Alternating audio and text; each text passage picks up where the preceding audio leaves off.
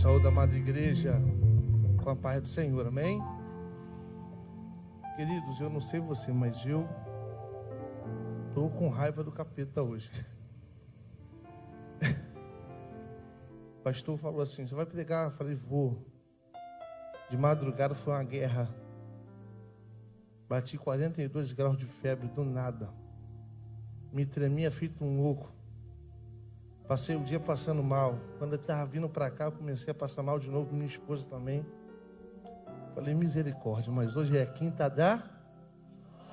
Então nós vamos tirar essa vitória no nome do Senhor Jesus, amém? Peço que os músicos me ajudem, fazendo aquele som do assembleiano. Amém? Eu estou nervoso, a pastora Sabrina está olhando para mim. Olha para o chão aí, pastor Edilson também me ajuda. Olha para o chão, eu ouço eles pregarem direto. Então assim, eu fico nervoso, irmão. De verdade. Mas abra a palavra do Senhor comigo. Na carta de Paulo aos Filipenses. Pode se assentar, igreja, amém? O capítulo número 2, versículo 5 até o de número 11. Filipenses 2, 5 a 11. A minha versão é Almeida, todo mundo conhece. Amém? Quem achou, diga eu achei. Só 2 pessoas acharam. Diga eu achei. Quem está com sono, diga glória.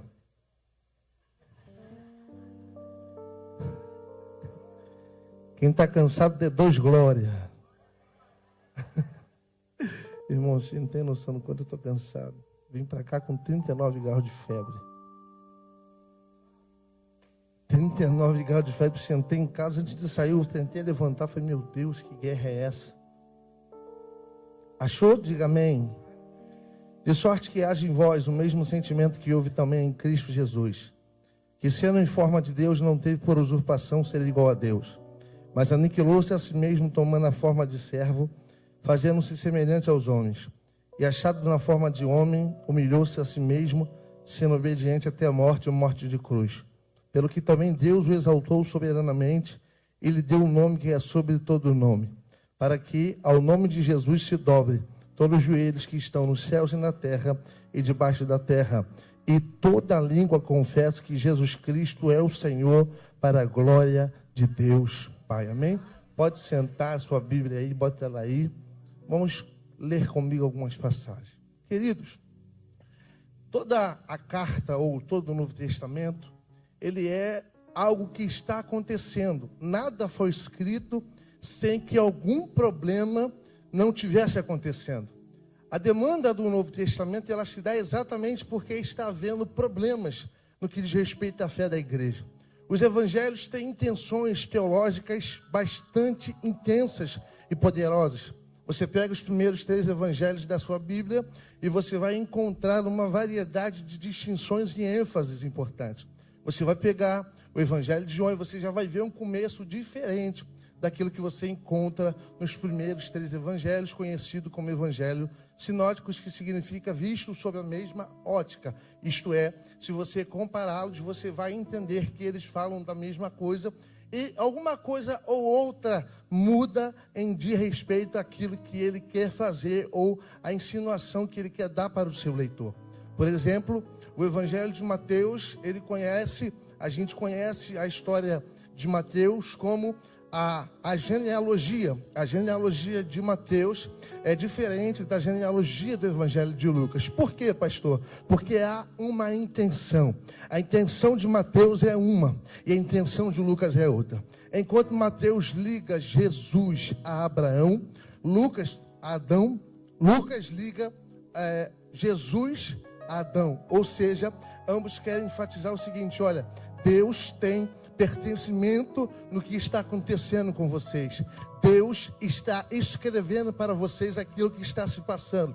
Por exemplo, quando a gente vê no Evangelho aquilo que está escrito quando João Batista vai para o deserto para ser tentado pelo diabo, ou melhor, Jesus, e ali ele é tentado e vence pela palavra de Deus.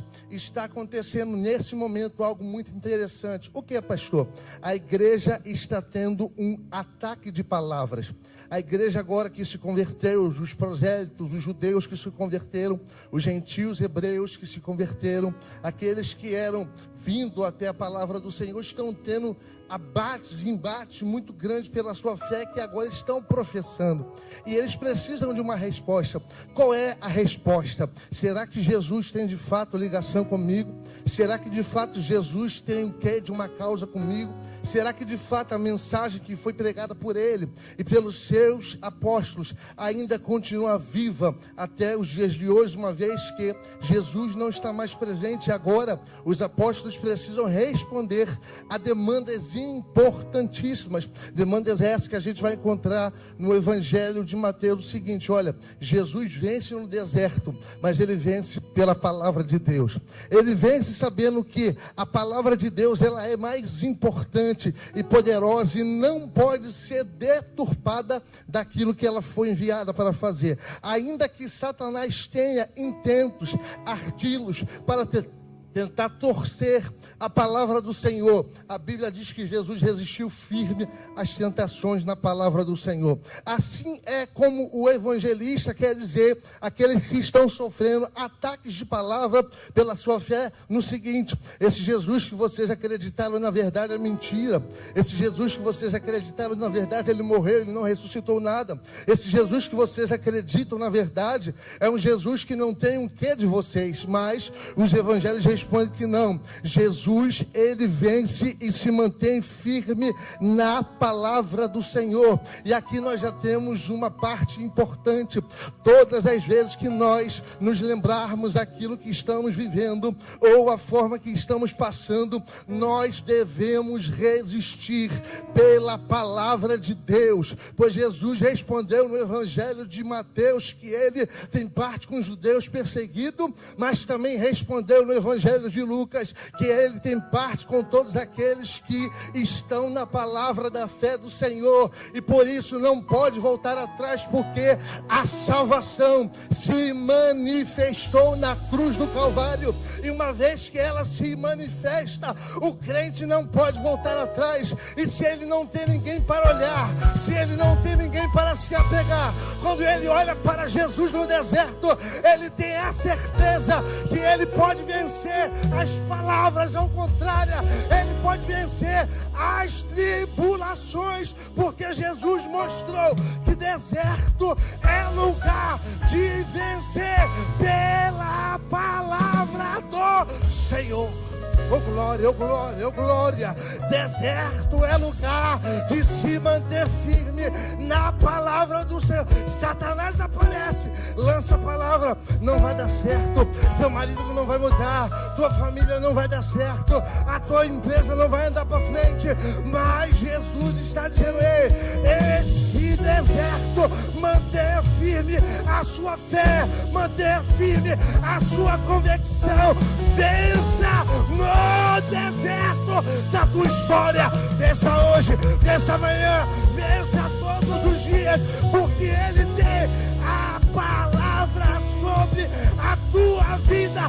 Venha o que vier, aconteça o que acontecer, é no deserto que Deus vai honrar a tua história. Intenção.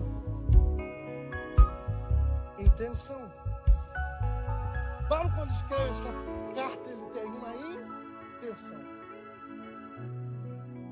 Qual é a intenção, pastor? Ele está preso em Roma, em uma das suas viagens.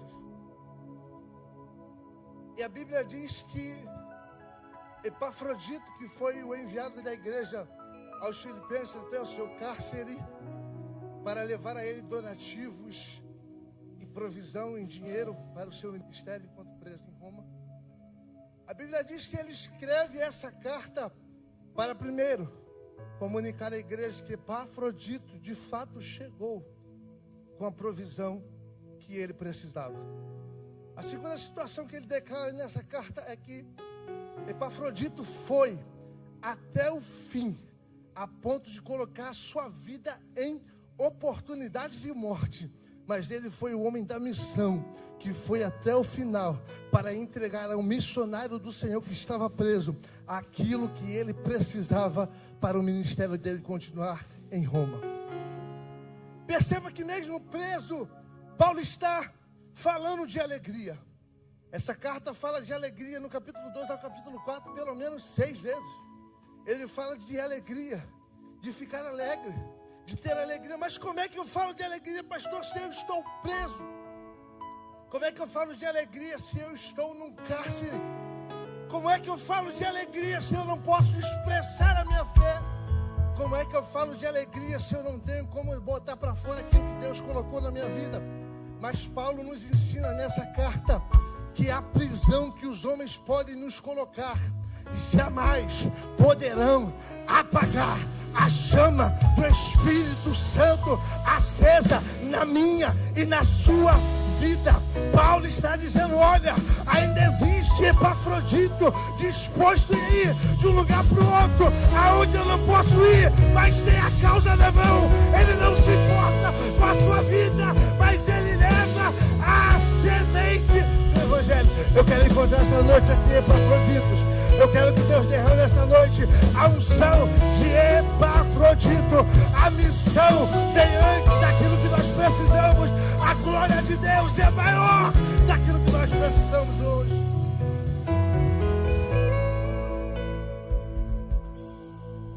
Reaja. Alegria. Alegrando quando me disseram: vamos à casa do Senhor. Irmão, você não tem noção. Eu trabalho na Nestlé. O negócio de Páscoa é uma coisa de maluco. Eu estou trabalhando tanto que eu estou na folga sonhando que estou trabalhando. Estou sonhando com chocolate, bombom, ovo de Páscoa. E hoje pela madrugada eu tive uma febre, como eu falei, louca. Vim pra cá, ainda estou com o corpo meio quente. Quando eu estou suando, é porque tem luz, não, é porque a febre está indo embora. Eu falei, eu vou, sabe por quê? Porque a missão é maior daquilo que eu estou sentindo. É Deus dizendo nessa noite: ei, a missão, o chamado na tua vida é maior do que aquilo que você está vivenciando. A glória de Deus é maior daquilo que você está passando. Se você se colocar na brecha, Deus vai mudar a roda da tua história. Se você se posicionar, Ele vai trazer para você a unção de permanecer. Permanecer. Permaneça. Oh, glória. Oh, aleluia. Intenção, alegria. Ele agradece e diz: olha, essa igreja, eu louvo a Deus por vocês, porque vocês permaneceram firmes em meio às minhas prisões e tribulações.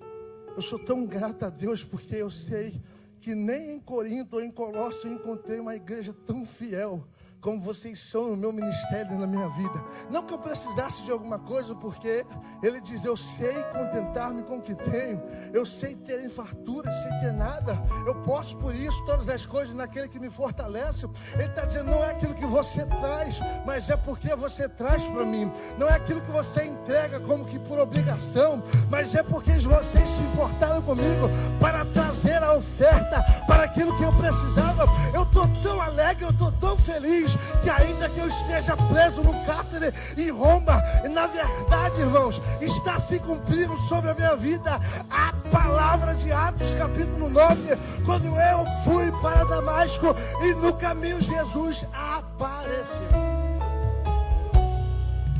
Ele diz o seguinte: Saulo, Saulo, duro é para te recalcitrar contra os, eu lhe mostrarei o quanto deve padecer pelo meu nome. Tu serás embaixador em cadeias, de glória em glória, de rei em rei. Você será enviado naquilo que eu te coloquei. Ei, você não entrou aqui enganado essa noite. Deus falou para você qual era o teu chamado, qual era o teu ministério. Você não entrou aqui à toa, não. A cruz não mentiu para você. O céu não mentiu para você. Deus não mentiu para você. Ele não prometeu mar de rosas, mas Ele prometeu uma coisa. O que, pastor? Eu estarei convosco até a consumação de todas as coisas. Eu tenho a certeza de que eu não estou sozinho. Eu tenho a certeza de que você não está sozinho. Ainda que no quarto de joelho, sem ninguém vendo, Ele está lá. Ainda que na tribulação, chorando, pensando que ninguém está vendo, Deus está dizendo: eu estou contigo nessa luta, eu estou contigo nessa estrada, eu estou contigo neste ministério. Tu não está só, tu não está só, tu não está só, tu não está só. Tu não está só. Reage, pelo amor de Deus.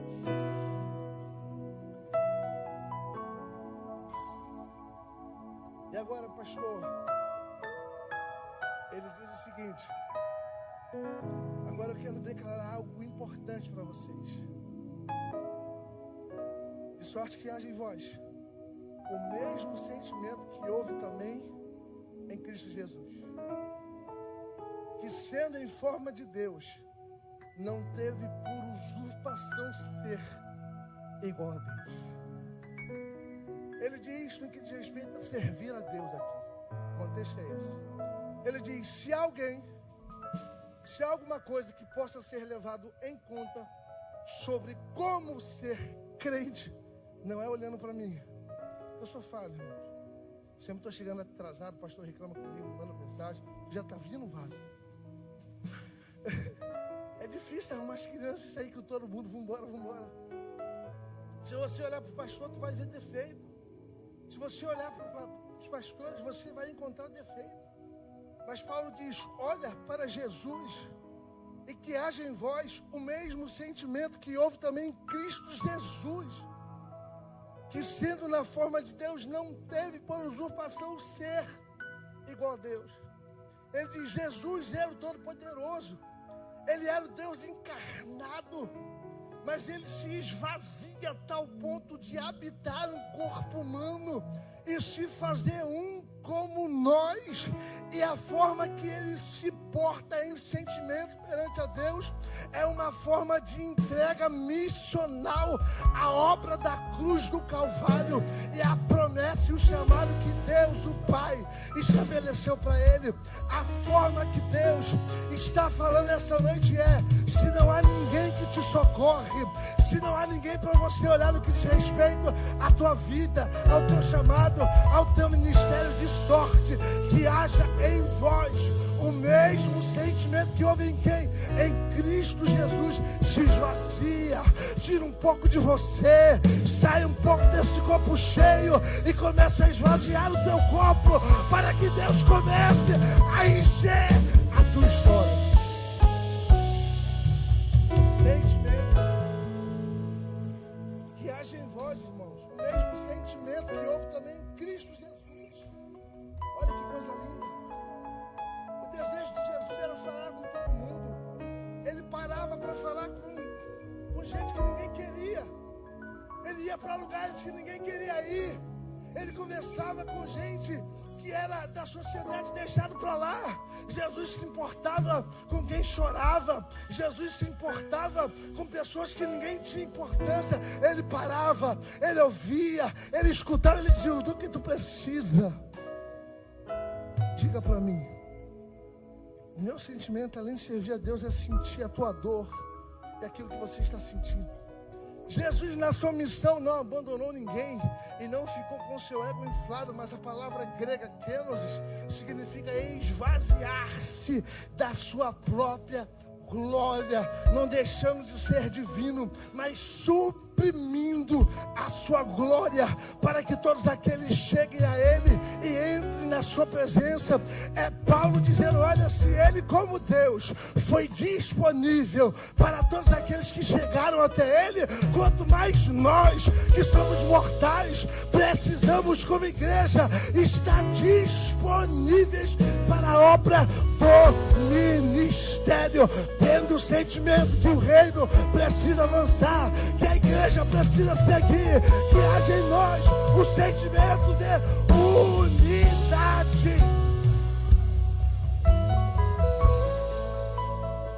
Acerta a hora aí? Vamos orar pelo relógio, amém? E achado da forma de homem, humilhou-se a si mesmo, sendo obediente até a morte, morte de cruz.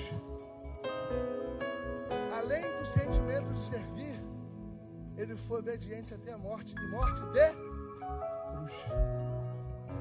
A pior morte que se poderia ter naquele tempo. É que eu não vou estender, apenas dizer. Ele diz para todos nós, ele não mentiu: quem quiser vir após mim, negue-se a si mesmo, toma a sua cruz e siga. Seja obediente. Jesus colocou a sua humilhação e foi obediente até a morte, morte de cruz. A obediência que a igreja tem para com o Senhor é uma obediência que pode não gerar aquilo que nós esperamos enquanto seres humanos, mas vai gerar com certeza um peso de glória poderoso diante daqueles que se colocam diante dele, sabendo qual é a sua missão.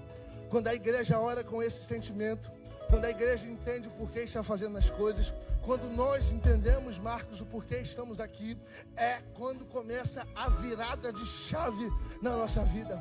A gente entende que esvaziar-se da gente mente é chegar aqui e dizer assim: não importa o que aconteceu lá na minha casa, se eu discutir com a minha esposa ou não, isso aí é coisa de ser humano. Não importa se eu não cantei hoje, não importa se eu não preguei hoje ou se eu não vou pregar amanhã, importa que haja em mim o mesmo sentimento que houve também em Cristo Jesus, o nosso Senhor. Ou seja, o meu chamado é cumprir a santa vocação até a morte da minha vida. Pastor, aonde está isso? Atos capítulo 1 e versículo 8 diz: e vocês receberão poder para ser testemunha em Jerusalém, Judeia e Samaria e até aos confins do mundo. A palavra poder ou testemunho não faz jus àquilo que o texto quer dizer. A palavra grega para testemunho é martiria, ou seja, a tua vida é uma libação na presença de Deus. O poder é para você não negar a tua cruz. O poder é para você carregar aquilo que Deus colocou na tua vida. Quer ter uma vida de vitória? Carrega aquilo que Deus te deu. Quer ter uma vida de bênção? Carrega aquilo que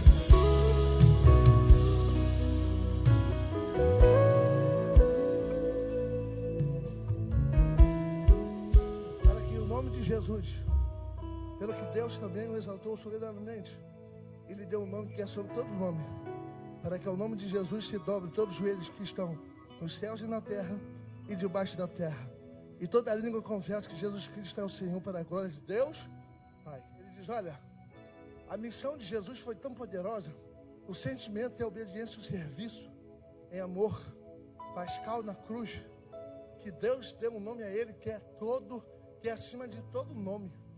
Cantamos aqui hoje, o nome dele está acima de tronos, poderes, domínios.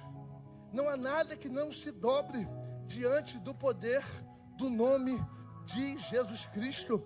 Não há nada que Ele não possa mudar. Não há decretos de uma vida vitoriosa que Ele não possa fazer. Não há situações que Ele não possa mudar. O problema é que não há em nós o mesmo sentimento que houve também em Cristo Jesus. Exemplo, pastor, um só. Vocês veem o meu filho agitado para lá e para cá, correndo, eu deixo que eu sou feliz. Minha esposa tinha um diagnóstico: não vai engravidar nunca. E Deus falou para mim: vai nascer um. As duas vezes ela me chamou de sem graça, que eu vi ela grávida. Eu falei: vai fazer o teste, você está grávida. Ela falou: se eu sem graça, eu não estou grávida nada. Eu falei: pode fazer. E a segunda eu falei: é uma menina, pode fazer o teste, você está grávida. Ela fez o teste e falou: eu sem graça, está lá. E hoje nós estamos vendo aí 2 crianças correndo. O decreto e o sentimento que havia em nós era o mesmo sentimento que houve também em Cristo Jesus. Nós queremos servir a Deus em espírito e em verdade, porque esse é o sentimento que o Pai busca em João capítulo 3. Paulo está declarando a essa igreja: esse é o sentimento que eu preciso que vocês continuem para uma vida cotidianamente vitoriosa. A intenção de Paulo era deixar claro o seguinte: se o modelo de regra, fé e condição de vida é Jesus Cristo, meu irmão, para isso não há barreira, para isso não há impedimento, para isso não há nada que Ele não possa fazer. Na dor Ele traz consolo, na perda Ele traz consolo, na vitória Ele dá dupla alegria, na humilhação Ele dá dupla honra, naquilo que a gente faz com sentimento de verdade que houve também em Cristo Jesus. Meu irmão, a gente pode andar no vale da sombra da morte sem temer mal algum. Por quê? Porque o Senhor está conosco. Há um esconderijo do Altíssimo esperando para todos aqueles que têm esse mesmo sentimento, e só vai viver essa vida de vitória se houver isso em nossas vidas. Há sobre nós uma palavra, cabe a nós recebermos ela ou não, cabe a nós vivermos ela ou não. Pastor, o senhor está falando do quê? É ser crente, irmão. Eu não me escondo atrás de nada, eu falo isso, nunca falei isso aqui, mas eu vou falar. Deus está me lembrando disso. Eu me lembro, pastor, de uma conversa, sentado numa mesa, e eu estudo tanto, e eu recebi um convite. Eu fui lá ouvir o convite. O pastor falou assim para mim: rapaz, precisa abrir uma igreja na Zona Sul. Eu não tenho ninguém disponível na minha igreja. Você é o cara da palavra, você é o cara que estudou, você é o cara que fala bem, as pessoas entendem, você explica legal. Eu falei: então, você sabe que lá o negócio é forte. O que é 60 mil para você? Não é nada. Mas eu falei: e o que eu vou ter que fazer? Você vai ter que deixar algumas coisas passarem. Eu falei: não, muito obrigado. Há em mim o mesmo sentimento que houve também em Cristo Jesus. A missão dele não pode pular etapas, e a unção que ele derramou sobre a minha vida não está à venda.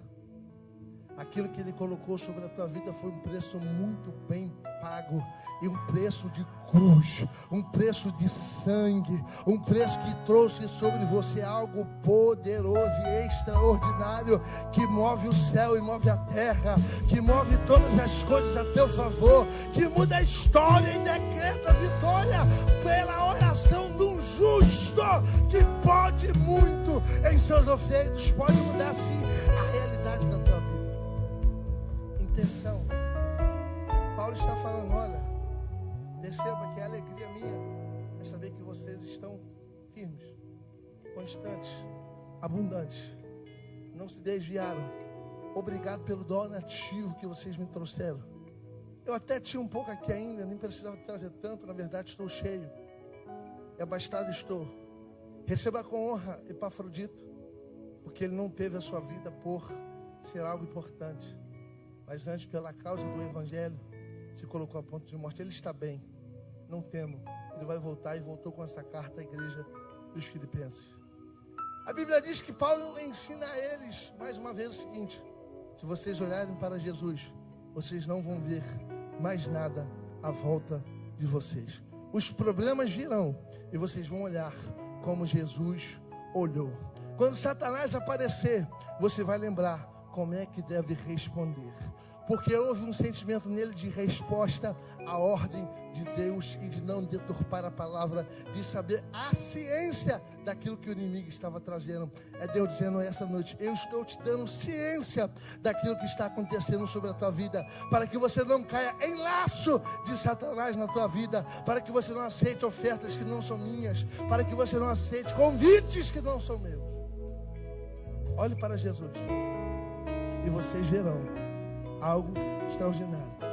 Que haja em vós o mesmo sentimento. Leve a cruz, vá até o fim, siga firme nisso.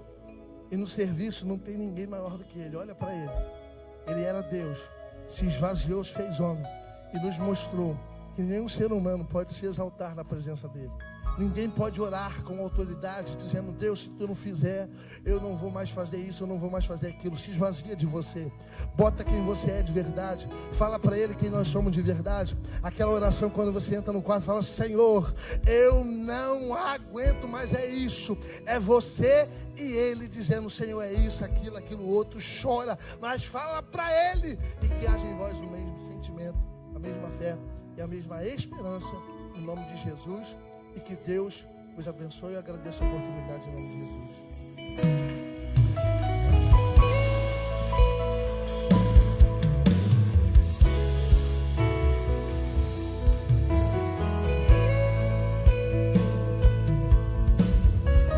Graças a Deus. Fica de pé, igreja. Quem gostou da palavra, diga amém. Pode pregar de novo.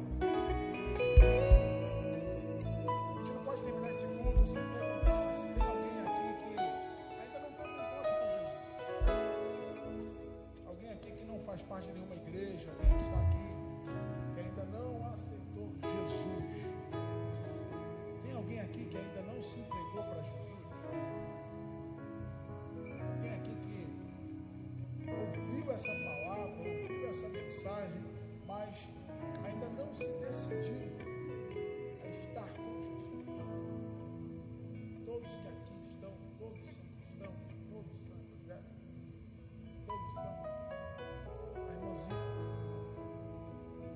É evangélico. Você é. Ele já veio.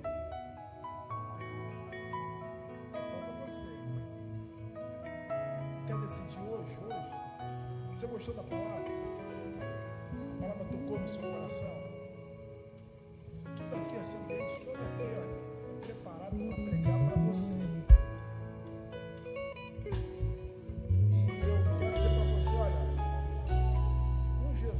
Você não vai perder nada. Jesus, olha, é a solução. Então você pode pensar assim: eu tenho tanta coisa para resolver, tanta coisa para corrigir na minha vida. Mas olha, eu venho dizer para você que quem tem o poder para te ajudar no seu processo é Jesus. E hoje eu queria ter a honra de receber você aqui hoje. Quer tomar essa decisão hoje? Quer? A Claudinha está aí do teu lado, ela vai vir com você. Quer? Vem, pode vir. Eu vou orar por você. Pode vir. Vem com ela, você vem. Isso. Pode vir, isso. Vem com ela. Não, não quer hoje não? Então tá certo. Nós temos uma missão. Nós estamos pregando pelo esse bairro, né? Vila Valqueiro. Nós temos certeza que muitas pessoas vão ser alcançadas. Nós temos aqui a certeza que nós vamos batizar muitas pessoas esse ano. Em nome de Jesus, e eu conto com você. Amém? Eu conto com você. Todos os cultos nós estamos nos empenhando, botando pessoas ali para orar, pessoas para estar entregando uma Bíblia, uma água. E eu tenho certeza que vidas já estão sendo impactadas para a honra e glória do Senhor Jesus. Amém? Amém. Que assim seja na sua vida, que assim seja na sua casa. Tenha aí um feriado abençoado, abençoado. Coma bacalhau, coma camarão, coma peixe, mas coma um churrasco, coma tudo, né? Se quiser me chamar, pode me chamar. Sou eu e mais 4, hein? Né? Come chocolate, só não esqueça que Jesus morreu, mas Ele ressuscitou. Ele ressuscitou, né? E vai voltar para buscar a sua igreja. E a Devec Valqueire vai estar lá. Em nome de Jesus. Amém? Então vamos estar orando. Quinta-feira que vem nós temos aqui mais uma vez a campanha. Estará aqui a família Cavalcante. Tem um testemunho também abençoado. A família que saiu. Eu vou deixar ela contar o testemunho, mas saiu do tráfico. Saiu da pesada mesmo. Né? A gente está tendo essa oportunidade de recebê-los. Se você conhece alguém, né, que está precisando de ouvir uma palavra, traga aqui na quinta-feira. Eles cantam, pregam, né, eles fazem, né, o poder cair, né, porque o testemunho de vida deles é algo tremendo. Então é um momento para você evangelizar, tá certo? Quinta-feira que vem, família Cavalcante vai estar aqui. Esqueci alguma coisa, pastor? Não? Hoje tem cantina? Cantina de quem? Cantina das mulheres, tá certo? Então você abençoa aí as mulheres vitoriosas. Senhor, meu Deus e meu Pai, nós estamos aqui na Tua presença, te agradecendo por esse culto abençoado. Agora nos leve em paz, nos livra de todo mal, de todo perigo, dos assaltos, dos homens sanguinários, fazendo com que todos nós possamos chegar em casa salvos para a honra e glória do Teu santo nome. Meu Deus, é o que eu te peço nesta noite, em nome de Jesus, amém. Eu vou estar aqui orando por você, te ungindo, tá? Quem quiser receber unção, todas as quintas-feiras, todos os cultos nós estamos ungindo as pessoas. Então você vem aqui, eu vou estar ungindo você. Minha esposa vai estar lá na porta, pastor Maurício, Sara também vão estar cumprimentando vocês na saída com John, tá certo? Então, para que você receba a bênção dupla, tá certo? E a graça do nosso Senhor e Salvador Jesus Cristo, o amor de Deus Pai e as consolações do Espírito Santo estejam com todos que aguardam a vinda de Jesus, e toda a igreja diga amém.